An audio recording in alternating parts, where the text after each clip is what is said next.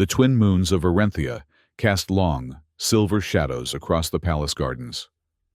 Liam Callis adjusted his formal attire, a deep blue dress uniform adorned with the modest insignia of an Earth naval envoy, and tried not to look as uncomfortable as he felt. The diplomatic reception swirled around him, a kaleidoscope of alien dignitaries, human colonial representatives, and the indigenous Arenthian nobility, all dancing their careful political ballet beneath crystal chandeliers that seemed to float above the marble courtyard. Remember, Ambassador Kevin Rhodes had instructed him earlier, observe everything, commit to nothing. The ambassador himself stood across the fountain courtyard now, deep in conversation with a reptilian minister whose scales glittered with embedded jewels. Rhodes never seemed to notice Liam anymore, not since they'd arrived 3 weeks ago. The older man had the detached air of someone playing chess, while everyone else stumbled through checkers. Liam sipped his drink, something fermented and faintly citrus, and scanned the crowd again. That's when he noticed her watching him. She stood against a pillar, golden fur catching the moonlight, her feline features impassive but alert. Olivia, they called her, though Liam suspected that wasn't her real name. The Beastwoman was technically his assigned bodyguard, but she had spoken perhaps 20 words to him since his arrival. Her species, the Kithrai, were renowned as warriors, but rare outside their home systems. Why one served as a palace guard on Arenthia remained a mystery. Magnificent creatures, aren't they? A voice at his elbow made Liam start. An Arenthian noble with luminescent facial tattoos gestured toward Olivia. Savages in formal wear, the palace collects exotic specimens. Liam's diplomatic training kicked in. I find diversity brings strength to any gathering, he replied smoothly, though something in the noble's tone made his skin crawl.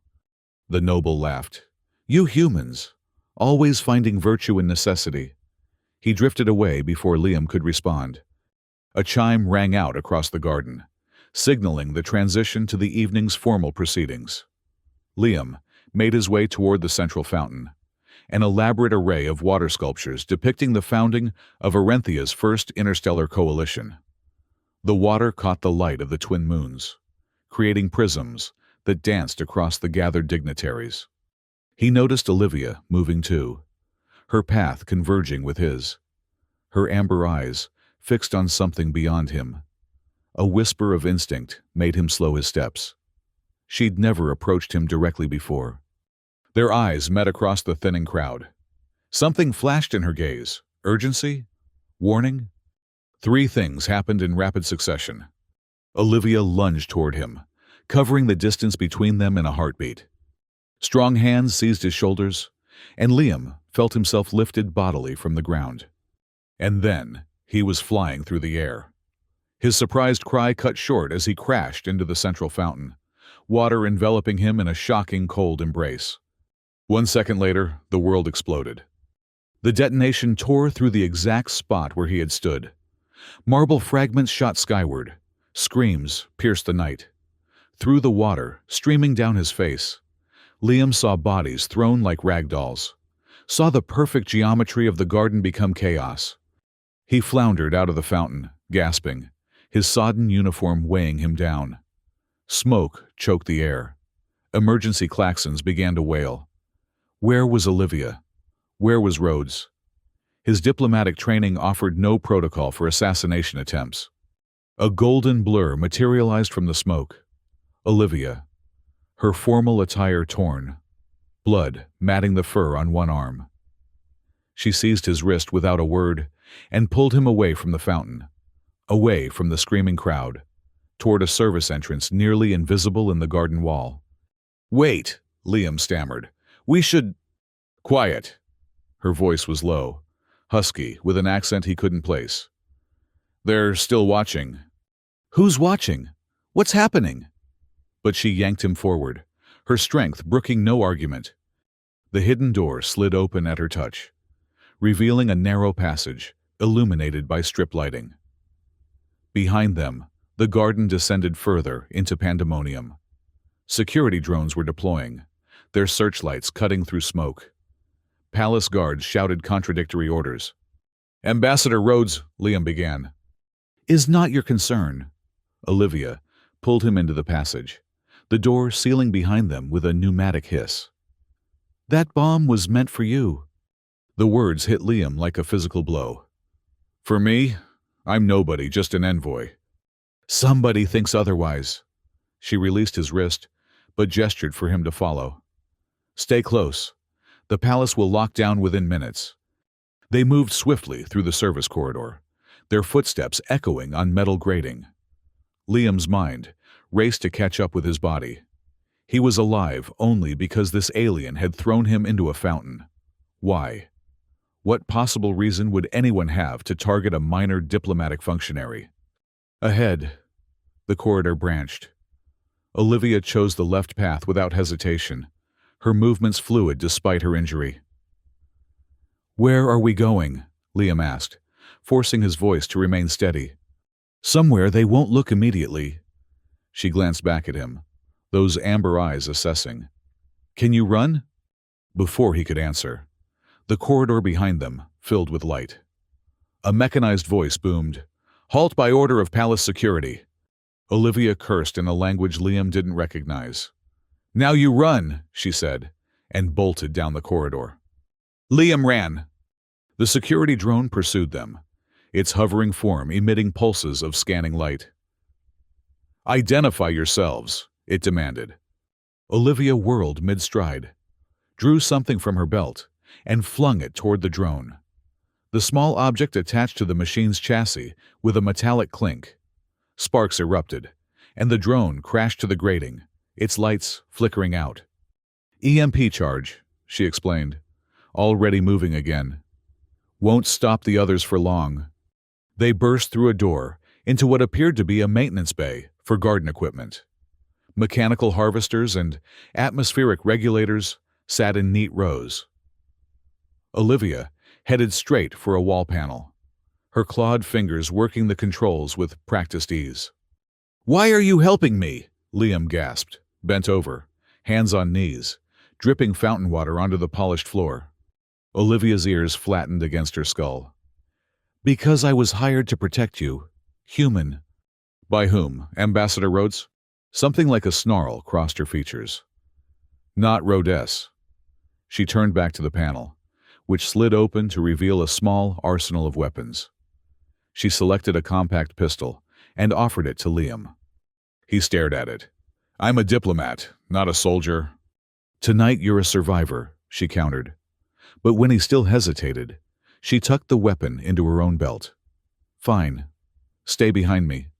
A new alarm began to sound, deeper, more insistent than the first. Olivia's ears pricked up. "Lockdown initiated. We need to move." She extracted a palm-sized device from the wall cache and pressed it into Liam's hand. "Communications jammer. Keep it close." The maintenance bay's far door opened onto a vast atrium that Liam recognized as the palace's eastern wing. Normally bustling with administrative staff, it now stood eerily empty, emergency lighting casting everything in a bloody red glow. "Security will sweep the obvious exits first," Olivia murmured, leading him toward a decorative archway. "We need to get below." "Below? I thought we were escaping." She gave him a look that might have been pity. "There is no escaping the palace during lockdown. We need to understand why someone wants you dead before we attempt to leave." They crept through the atrium, hugging the shadows beneath elaborate buttresses. Twice they froze as security patrols passed nearby, their heavy footfalls echoing in the cavernous space. Liam's heart hammered so loudly he was certain it would give them away. Olivia led him to what appeared to be a maintenance closet. Inside, she moved aside cleaning supplies to reveal a hatch in the floor. "Maintenance tunnels," she explained, working the manual release. "The old infrastructure before they built the new palace on top. Few remember they exist." The hatch opened with a groan of protesting metal, revealing a ladder descending into darkness. Olivia gestured for Liam to go first. He balked. How do you know about these tunnels? Her whiskers twitched, the equivalent of a shrug. He supposed. It's my job to know escape routes. And why should I trust you? For all I know, you could be leading me to whoever planted that bomb. If I wanted you dead, she said simply, I would have left you at the fountain. Logic. Liam couldn't refute. With a deep breath, he lowered himself onto the ladder and began to climb down into the darkness. The metal rungs were cold against his palms, his still damp uniform clinging uncomfortably. Above him, Olivia sealed the hatch, plunging them into total blackness for a moment before she activated a light source that bathed the narrow tunnel in a soft blue glow. She descended the ladder with inhuman grace, landing beside him in the low-ceilinged passage. Ancient conduits ran along the walls, some still humming with power. The air smelled of dust and ozone. This way, she said, moving with confidence through the labyrinth. There's an old archive vault not far. We can regroup there. As they navigated the tunnels, Liam's mind finally began to process the night's events. My communication implant isn't working, he realized aloud, tapping the spot behind his ear where the diplomatic corps had embedded the secure channel. The jammer, Olivia reminded him, protects us from tracking. Or prevents me from calling for help, Liam countered, but followed her nonetheless. What choice did he have? They passed through sections where the ceiling had partially collapsed, forcing them to crawl through narrow gaps. In one such space, Olivia suddenly went rigid, her hand shooting up in a gesture for silence. Liam froze, straining to hear what had triggered her alarm. Voices, distant but drawing closer. A search party in the tunnels. Without a word, Olivia extinguished their light. In the sudden darkness, Liam felt her hand close around his wrist, tugging him forward. Blind. He stumbled after her, trusting her night vision to guide them. They moved for what seemed an eternity, the distant voices sometimes fading, sometimes growing more distinct.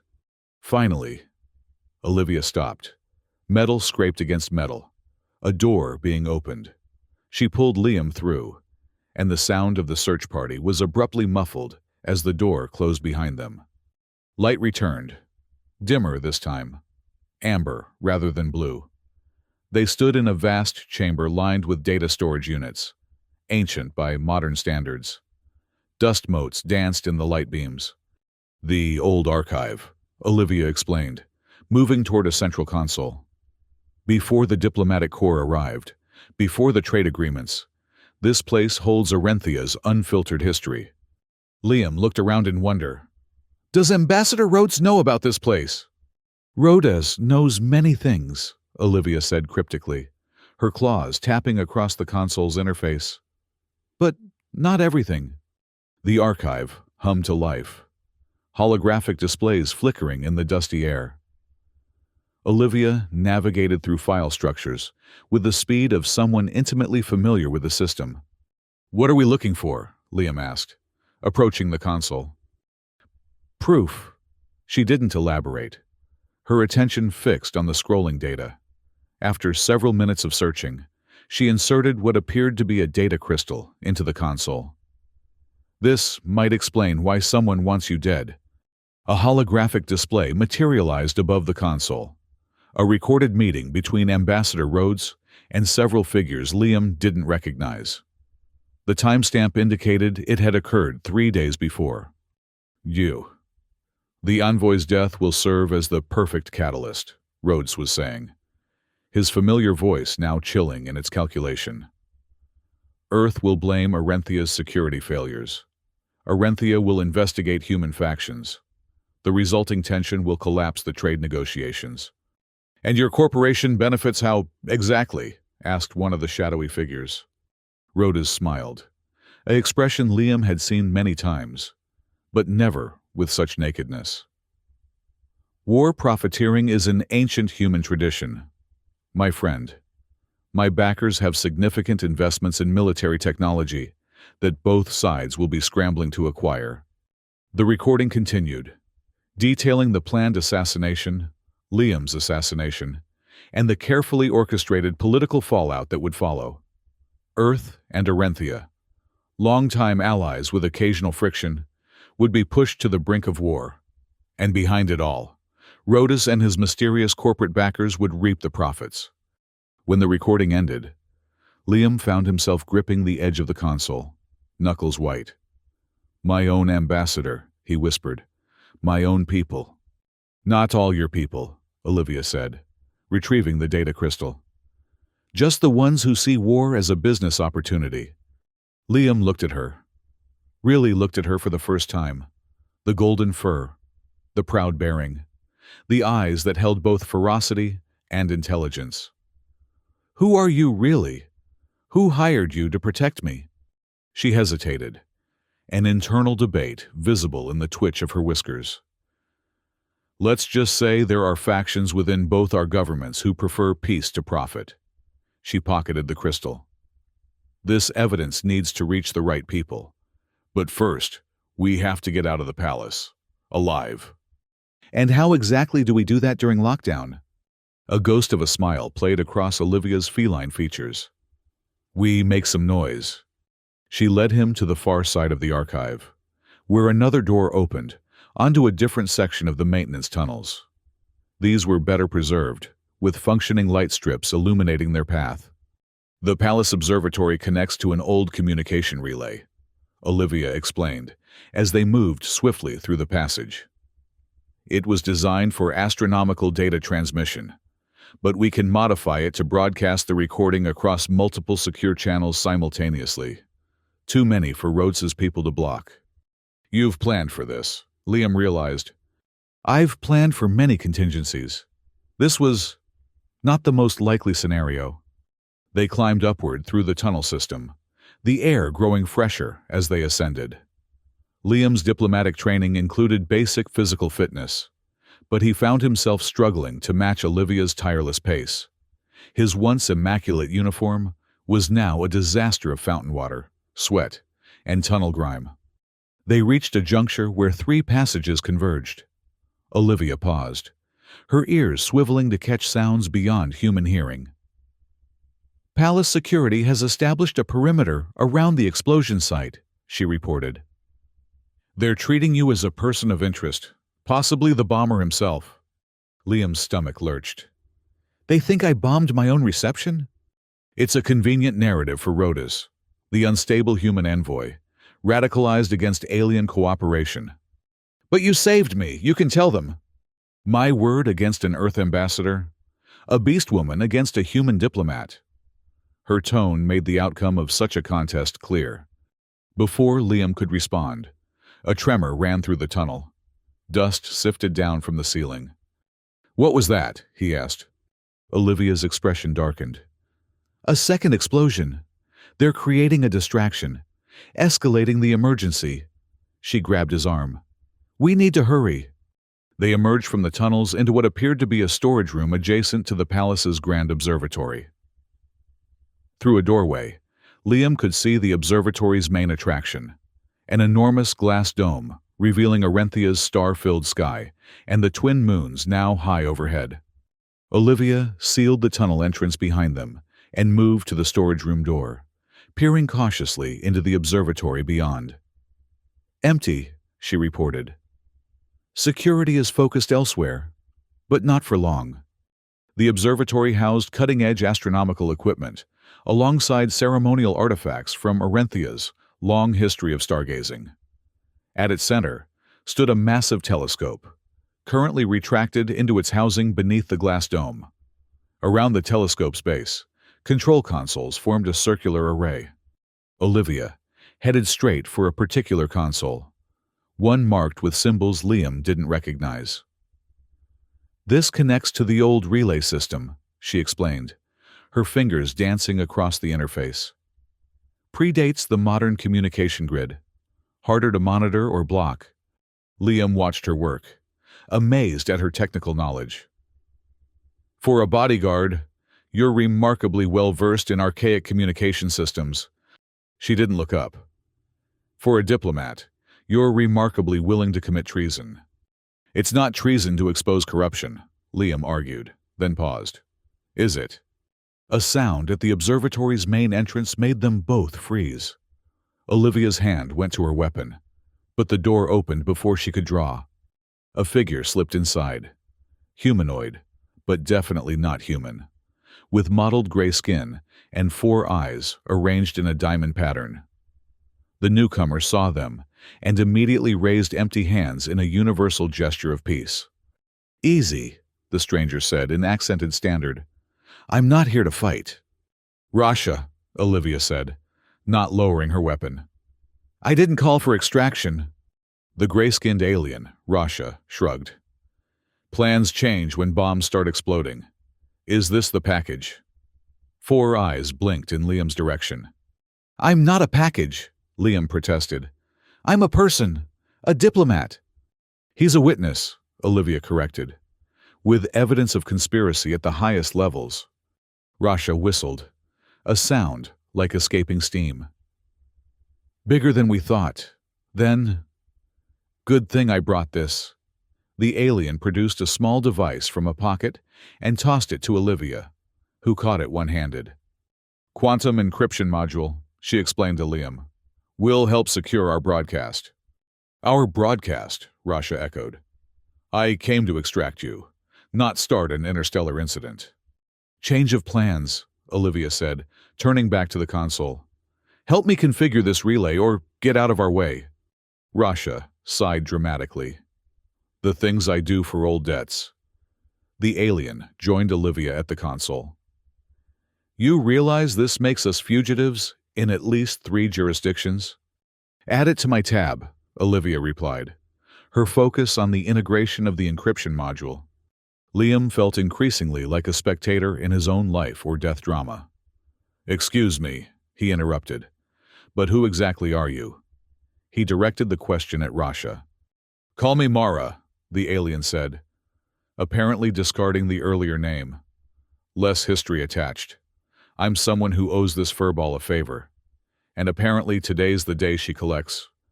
Mara's a smuggler, Olivia explained. Specializes in getting people and things where they aren't supposed to be. Independent logistics specialist, Mara corrected with dignity. Their banter was interrupted by a distant alarm. Olivia's ears flattened. They're sweeping this section now. We need to work faster. Liam moved to the observatory's entrance, peering through the small window in the door. The corridor beyond remained empty. But for how long? What can I do to help? He asked, turning back to the 2 aliens. Guard that door, Olivia ordered. Warn us if anyone approaches. He took up position, feeling simultaneously useless and vital. Behind him, Olivia and Mara worked to configure the ancient relay system, their technical jargon largely incomprehensible to him. Phrases like bandwidth compression and frequency hopping floated over, meaning little. What did mean something was the evidence in Olivia's possession, proof that his own ambassador had arranged to have him killed, not for anything he'd done, but simply as a convenient trigger for a manufactured conflict. A war that would cost countless lives across multiple worlds, all to line the pockets of faceless corporations. A movement in the corridor snapped Liam back to the present. Someone's coming, he hissed. Olivia looked up from the console. How many? 2. No. 3 security personnel. Liam's heart raced as he watched the guards approach, their weapons drawn. They're heading straight for us. Mara cursed in an alien language. We need 5 more minutes to complete the configuration. We don't have 5 minutes, Liam said, backing away from the door. Olivia made a swift decision. Mara, finish the broadcast setup. Liam, stay here and help. I'll deal with the guards. Before either could protest, she slipped through a side door, vanishing from the observatory. Is she going to... Liam couldn't finish the question. Kill them. Mara's 4 eyes blinked in sequence. Not her style. Probably just going to lead them on a merry chase. The alien returned to the console. Come here, diplomat. Make yourself useful. Liam joined Mara at the controls, following instructions to adjust settings and confirm sequences he barely understood. Through it all, his thoughts remained with Olivia. Why was she risking so much for him? For peace between worlds she didn't belong to? A commotion erupted in the corridor. Shouts, a crash, the unmistakable sound of a brief but intense struggle. Then silence. "Should we check on her?" Liam asked, moving toward the door. "Focus," Mara said sharply. "Best way to help her is to complete the mission." The alien inserted the data crystal Olivia had recovered. "We're ready to broadcast. Multiple channels. Maximum dispersion. Once we start, there's no stopping it." Liam hesitated only a moment. "Do it." Mara activated the sequence. The observatory's equipment hummed to life. The old relay connecting to a network of stations across multiple systems. Holographic displays showed the data package replicating, fragmenting, dispersing across channels faster than any sensor could track. The main door burst open. Olivia staggered in, bleeding from a fresh wound on her shoulder, her golden fur singed in places. "Status!" she gasped. "Broadcasting now," Mara reported. 30 seconds to complete dispersion." "We need to move," Olivia said. "More security incoming. They know what we're doing." Liam rushed to her side, supporting her weight. "You're hurt." "I've had worse." She straightened with visible effort. "The eastern maintenance shaft. It leads to a loading bay. Mara, can you get transport?" "Already arranged," the smuggler confirmed. "But getting there with half the palace guard on our tail? That's the trick." A new alarm sounded, different from the previous ones, more urgent. The holographic displays flickered, but the broadcast continued its dispersal. "They're trying to cut power to the relay," Mara said. "Too late. We've reached critical dispersion. The data's out there now, replicating across independent networks." Olivia nodded grimly. "Then we've done what we came to do. Now we survive." She moved toward the side door she'd used earlier, gesturing for them to follow. The maintenance shaft proved to be a vertical tube with ladder rungs embedded in the wall, stretching both up toward the dome and down into darkness. Olivia pointed downward. 20 levels to the loading bay. Move fast. Stay quiet." They descended swiftly, the sounds of pursuit growing more distant above them. Liam's diplomatic career had never prepared him for this kind of physical challenge, but adrenaline proved a powerful motivator. His hands were raw from the metal rungs by the time they reached the bottom. The loading bay was vast, filled with cargo containers and atmospheric shuttles used for transporting goods to and from orbit. At this hour, under lockdown, it should have been deserted. It wasn't. A squad of what appeared to be private security, not palace guards, waited in formation near the bay's main doors. At their center stood a tall, severe-looking human in unmarked military attire. "Vithan," Olivia breathed, the name a curse on her lips. "You know him," Liam whispered. "Commander Lon Vithan, military advisor to corporations with interests in conflict zones. Rhodes's muscle." They crouched behind a stack of containers, assessing the situation. The security team was well armed and positioned to cover all obvious exits. "My ship is in docking cradle 17, Mara murmured, pointing to a shuttle halfway across the bay. "We need a distraction." Olivia's eyes narrowed, calculating. "The evidence is already broadcasting. They can't stop it now. All they want is revenge, and to eliminate witnesses." "So we split up," Liam suggested. "Draw them in different directions." "No," Olivia said firmly. "You're still the primary target. Mara, get him to the ship. I'll create your distraction." Before either could argue, she was moving, not toward Vithan's team, but toward a control panel on the wall. Her claws danced across the interface. Suddenly, alarms blared throughout the bay. Automated voices announced a containment breach, and emergency protocols activated. Cargo doors began to close. Atmosphere retention fields flickered to life. Chaos erupted. Vithan's team scattered, trying to determine the nature of the threat. In the confusion, Mara grabbed Liam's arm and pulled him toward the waiting shuttle, keeping to the shadows between containers. They had covered half the distance when a shout went up. They'd been spotted. Weapons fire erupted, energy bolts sizzling past them to impact against metal containers. "Keep moving," Mara urged, drawing a weapon and returning fire, forcing their pursuers to take cover. Liam ran, helplessness giving way to determination. He would not let Olivia's sacrifice be in vain. He would not let Rhodes win. The shuttle loomed closer, its entry ramp tantalizingly open. Behind them, a new commotion erupted. Liam risked a glance back to see Olivia engaged with 3 of Vithan's mercenaries. Her movements a blur of deadly precision.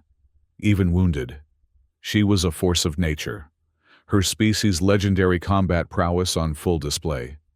But Vithan himself was moving to flank her, weapon raised. Without conscious thought, Liam changed direction, charging toward the commander. Later, he would wonder at his own recklessness, a diplomat with no combat training, attacking a professional killer. But in that moment, all he knew was that he couldn't let Olivia face this threat alone. Vithan turned at the last moment, surprise registering on his face as Liam crashed into him. They went down in a tangle of limbs, Vithan's weapon skittering across the floor.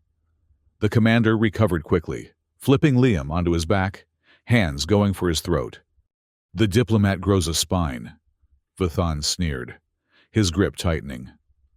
"Too late to save yourself." Liam fought for breath, clawing at the hands crushing his windpipe. Black spots danced at the edges of his vision. This was it, then, having survived the bomb only to die on a loading bay floor. Suddenly, the pressure vanished. Vithan's weight was torn away.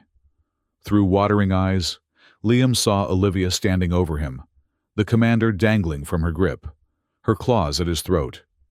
"It's over, Vithan," she growled. "The evidence is public. Your employers are exposed." The commander laughed, a chilling sound. "You think this ends with one broadcast? There are always more wars to profit from, more fools to sacrifice." "Not today." Olivia's voice was steel. "And not this fool." She glanced down at Liam with something like respect in her amber eyes. Across the bay, Mara had reached the shuttle and was powering up its engines. Most of Vithan's team lay incapacitated or had fled during the chaos. "Time to go," Olivia said, still holding Vithan. With a swift movement, she struck the commander with calculated force, not killing him, but ensuring he wouldn't follow. He crumpled to the floor, unconscious. She helped Liam to his feet. "Can you run?" He nodded, massaging his bruised throat. Together, they sprinted for the waiting shuttle, energy bolts from the remaining mercenaries sizzling around them. They reached the ramp just as it began to close, diving into the ship's cargo hold as Mara lifted off. The shuttle shot from the loading bay into Arenthia's night sky, acceleration pressing them into the deck plating. Through a viewport, Liam watched the palace recede, its once pristine gardens now marred by smoke and emergency vehicles. "Course set for the outer system," Mara called from the cockpit. "Temporary sanctuary with some associates who owe me favors." Liam slumped against a bulkhead, exhaustion finally claiming him now that immediate danger had passed. Beside him, Olivia checked her wounds, none life-threatening, but painful, nonetheless. Without thinking, he reached for a medkit mounted on the wall, opening it to retrieve bandages and antiseptic. "Let me help," he offered. She regarded him curiously, but didn't refuse, allowing him to dress the worst of her injuries. They worked in silence for several minutes, the only sounds the hum of the shuttle's engines and Mara's occasional muttered course adjustments. Finally, Liam spoke. "Why did you save me? The first time, at the fountain. You couldn't have known about the evidence then." Olivia's whiskers twitched. "I was hired to protect you, I did my job. No, Liam shook his head. You said yourself you weren't hired by Rhodes. So who sent you? And why? She sighed, a surprisingly human sound coming from her feline features. There are factions within both our governments who saw the pattern forming. Corporations pushing for conflict, manipulating diplomatic incidents. They needed an inside agent, someone who could move freely within the palace while remaining overlooked. A Beastwoman, Liam quoted the sneering noble from the reception. Exotic, primitive, beneath notice. Their prejudice made me invisible, she agreed. The perfect spy. But why me? I'm just an envoy, not even a full ambassador. Because you're idealistic, uncorrupted, and because your death would have the perfect symbolic value. Young human diplomat killed on alien soil. She met his gaze directly. They chose you because you believe in what you represent. Peace. Cooperation. Liam absorbed this, the pieces finally aligning into a coherent picture. And now, the evidence is out there.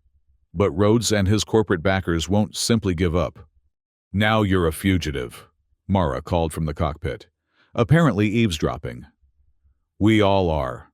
Congratulations on your career change. The smuggler has a point, Olivia said. We've thrown a wrench in their plans. But powerful interests don't forgive easily. We'll need to stay ahead of them while the political fallout plays out. How long will that take? Months, maybe years. She didn't sugarcoat it. Liam should have felt despair at this pronouncement. His career, his life as he knew it. Everything was gone. Yet strangely, he felt a kind of liberation.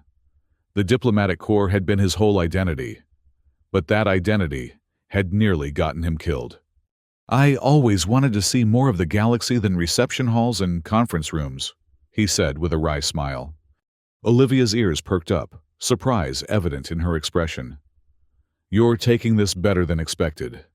Don't mistake acceptance for comfort, he replied. I'm terrified, but I'm also alive, which is more than I would have been without you. From the cockpit, Mara announced. We're approaching the rendezvous point. Stealth systems engaged. But keep alert. This isn't the safest neighborhood. The shuttle slipped into orbit around a massive gas giant, its rings providing perfect camouflage for the small craft. Beyond the viewport, Liam could see other vessels tucked among the ice and dust particles. Smugglers, traders, perhaps even pirates, all existing in the spaces between official jurisdictions. Welcome to the fringe, Mara said, securing the shuttle systems and joining them in the cargo hold. Not as pretty as a palace, but no one asks inconvenient questions. How long can we stay? Olivia asked. Long enough to arrange more permanent transport. I have contacts who can provide new identities. Passage to the outer colonies. Mara produced a flask from a pocket and offered it around. For now, we celebrate not being dead. Liam accepted the flask, took a careful sip, and immediately regretted it as alien liquor burned down his throat. He passed it to Olivia, who drank without flinching. To unexpected allies, she toasted. And to the truth, Liam added. Wherever it leads us. Preferably somewhere with better drinks, Mara muttered, reclaiming the flask. The three fugitives shared a moment of uneasy camaraderie, united by circumstance, if not by choice.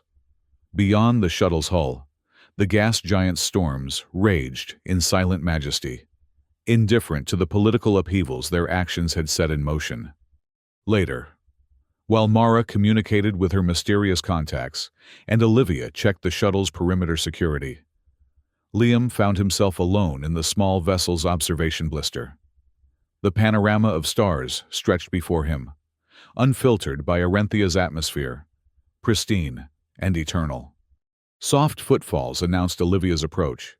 She settled beside him, her injuries bandaged, her golden fur gleaming in the starlight. Having regrets? She asked quietly. Liam considered the question. About exposing Rhodes? No. About losing the life I knew?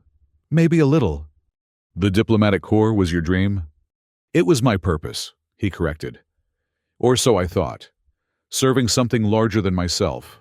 Making a difference. And you think you've lost that? There was genuine curiosity in her tone. Liam turned to face her. Haven't I? I'm a fugitive now. Dishonored. If Rhodes's people spin the story effectively.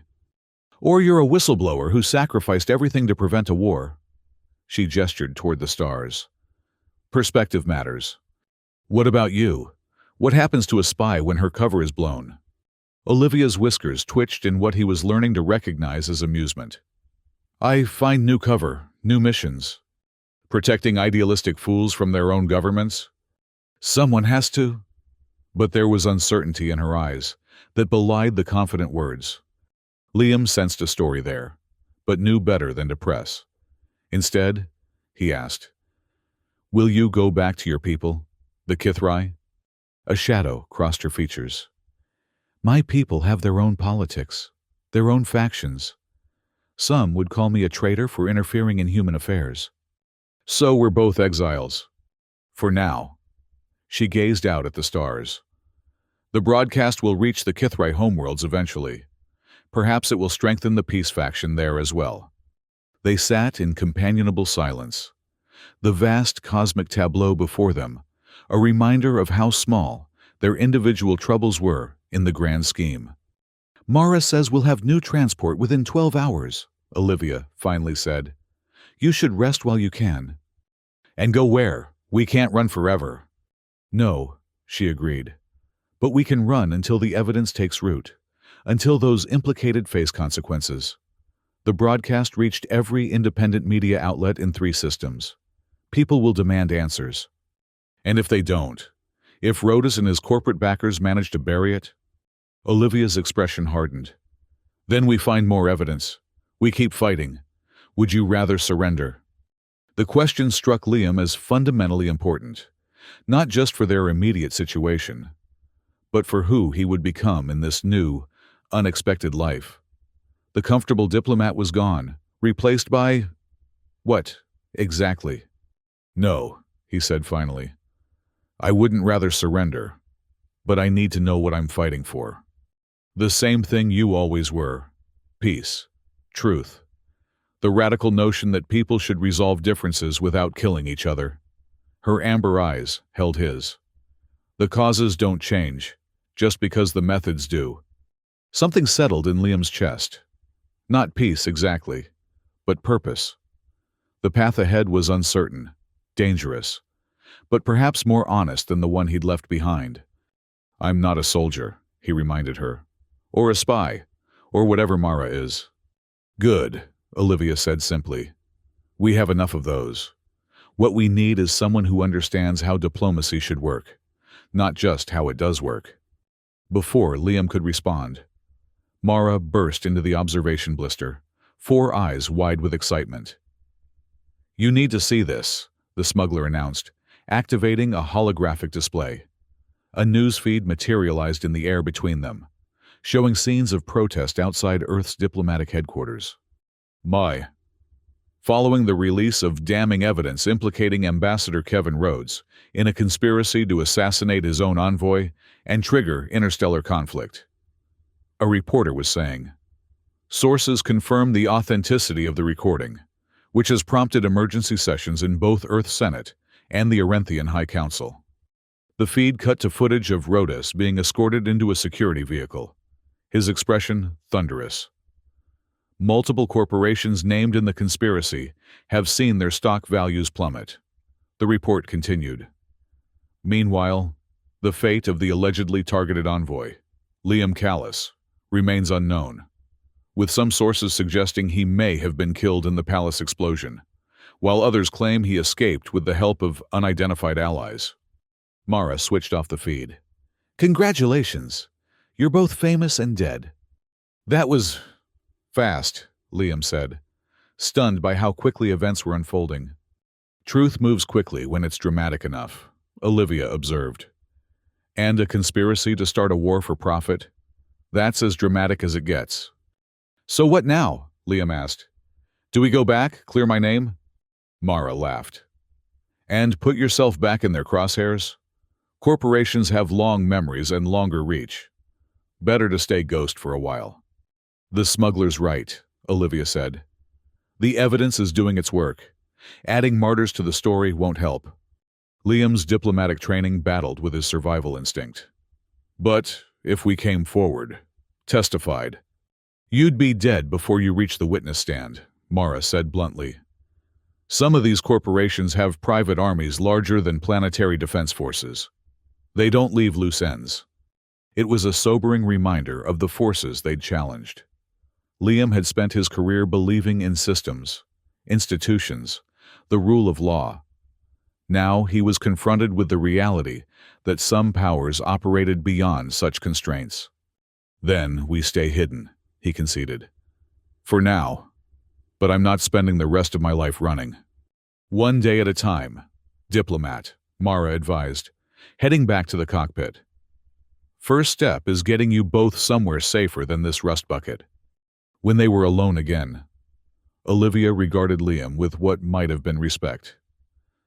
You're adapting quickly for someone whose world just collapsed. Is that a compliment? An observation. She hesitated, then added, I've seen humans break under less pressure.